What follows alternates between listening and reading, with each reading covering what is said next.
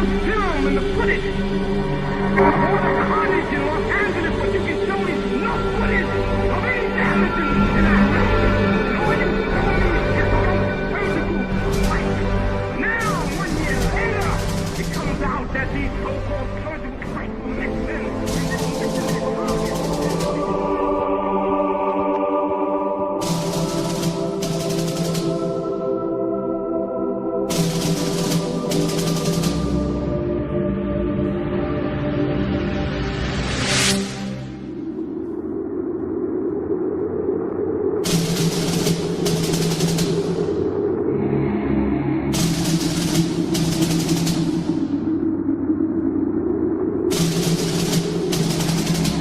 August 2nd, 1990. Saddam Hussein's forces crashed through the defences of oil-rich Kuwait. In fear of an Iraqi invasion into Saudi Arabia, the United States and her coalition allies poured into the Arabian Peninsula to form a deterrent that would be known as Desert Shield. The result was a series of diplomatic talks, negotiations and counter-negotiations that rapidly declined into a no-hope situation. On August the 17th, 1991, Desert Shield became Desert Storm.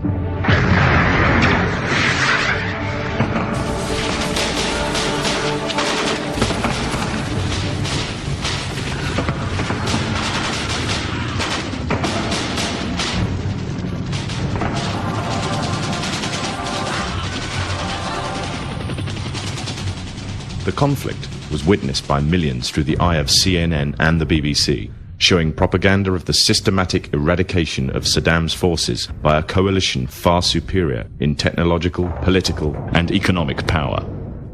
However, what was little known was that from the outset the war was engineered, controlled, and manipulated by an elite group. A group which had created the illusion of a man with power, at the head of a million-strong army, on the verge of going nuclear. A man who had gained control over 1/5 of the world's oil overnight. However, in reality, he was merely a pawn, in amongst many pawns, just a puppet in a grand master plan, with the Gulf War as a well-orchestrated stepping stone. The orchestrators of the war were by no means strangers to controlling major world events. In fact, they have done so for centuries. From the shadows, they have engineered every major war, revolution, and recession. They control everything you read, everything you hear, and everything you see. They have managed to indoctrinate an entire populace to their way of thinking, and have infiltrated key positions in places of authority. And it is from the shadows that they have created a new political order, a new economic order, and more sinister, a new religious order. Their ultimate aim is total global domination, and they will stop at nothing to reach their goal. The goal that was outlined in a speech given by former President of the United States, George Bush. What is at stake is more than one small country. It is a big idea, a new world order.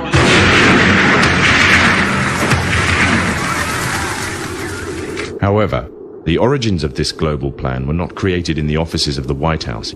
In reality, their roots lay in another war. This time, the year is 1095, and the place, Clermont, France.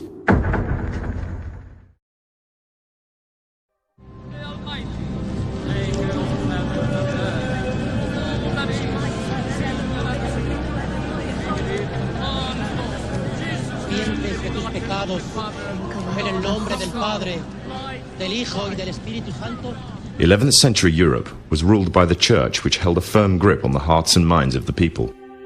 This power enabled Pope Urban II to wage war on the Muslim Caliphate and crusade in what he called a War of the Cross, to recapture the land of Jerusalem.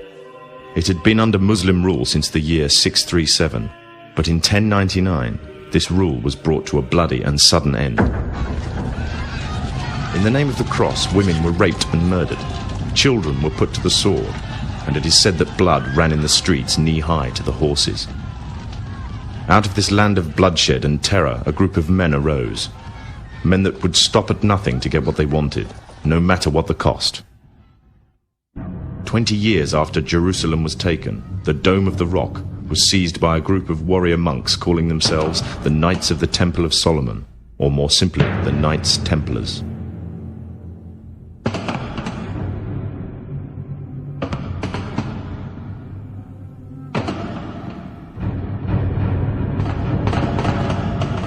In Jerusalem, the Templars began to deviate further and further away from the practices of Christianity. They learnt the secret arts of the Kabbalah, an ancient form of Jewish magic, along with its dark rites and rituals. The Jews had learnt the arts from the pagans of ancient Egypt during the times of enslavement to the Pharaoh, and developed them into Babylon at the time of Nebuchadnezzar. In 1307, King Philippe of France arrested them for charges of denial of Christ, homosexuality, and idol worship, as well as magic. In 1314, Pope Clement V declared all Templars as heretics to Christianity, ordering all their properties to be seized. Their leader, Jacques de Molay, was captured and burnt to the stake. The Templars were cornered, and just when it seemed they were finished forever, a glimmer of hope arose from a seemingly certain end. They were to find a safe haven as well as an ally. But not in France. In fact, in a country in a desperate struggle for independence against the English, the country of Scotland.